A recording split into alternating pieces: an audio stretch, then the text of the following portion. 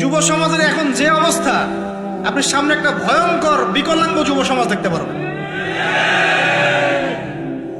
মস্তিষ্ক বিকৃত হয়ে গেছে এদের মোবাইল ফোন দিয়ে। মোবাইল ফোন, পর্নোগ্রাফি, মেয়েদের ফিতনা, হারাম অ্যাফেয়ার্স, মাদক, জুয়া, টিকটক, এই করতে করতে এদের মস্তিষ্কর সুস্থতা নষ্ট হয়ে গেছে। আল্লাহর কসম, আল্লাহর কসম করে বলছি, এরা সুস্থ না। একটা চিত্র খুব কমন দেখতে পারবেন, 10টা-20টা ছেলে গোল হয়ে বসে আছে ফোন নিয়ে, সবার মনোযোগ নিচের দিকে। ওয়ার্ল্ডে কি হচ্ছে, আসমানে কি হচ্ছে, জমিনে কি হচ্ছে, কোথায় মুসলিমদের উপর বোম পড়লো, কোনো ফিকিরই নাই ওর। আপনি মনে করেছেন যে এই যুব সমাজ আগামীতে দেশের হাল ধরবে?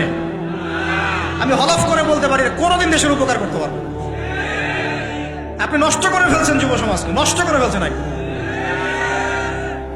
এদেরকে সুস্থতার দিকে নিয়ে আসতে হলে ইসলামী শিক্ষার কোনো বিকল্প নাই, নামাজের কোনো বিকল্প নাই।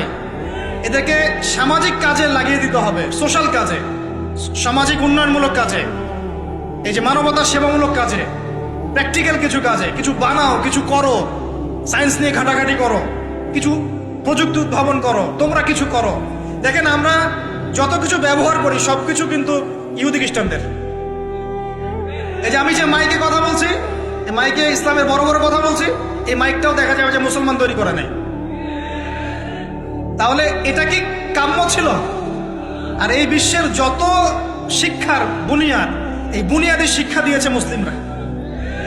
বিশ্বাস না করলে খালি আপনি 1200 বছর ইতিহাসটা পড়ে দেখেন। ইবনে সিনার নাম শুনেছেন?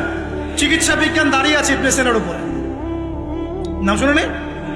জাবির ইবনে হাইয়ানের নাম শুনেছেন? এই কেমিস্ট্রি না থাকলে আপনি ওষুধ তৈরি করতে পারবেন না। কেমিস্ট্রি না থাকলে কি পারবেন না?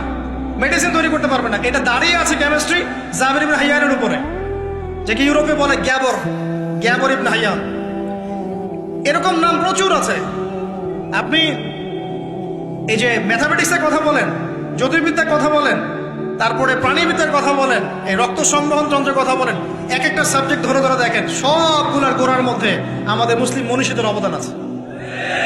এমনকি এই যে পুরো বিশ্বের যে দর্শনগুলো চলছে, যত দর্শন, ফিলোসফিক্যাল থটস, আমরা ফিলোসফি পড়েছি, এই ফিলোসফিগুলোর গোড়ায় গিয়ে আপনি দেখবেন সব মুসলিম দার্শনিকদের নাম লেখা আছে। আমরা ইমাম গাজালির নাম জানি না, ইবনে রুশদের নাম জানি না। হ্যাঁ, আমরা অনেক কিছু জানি না। আসলে আমরা শেকড় ভুলে গেছি।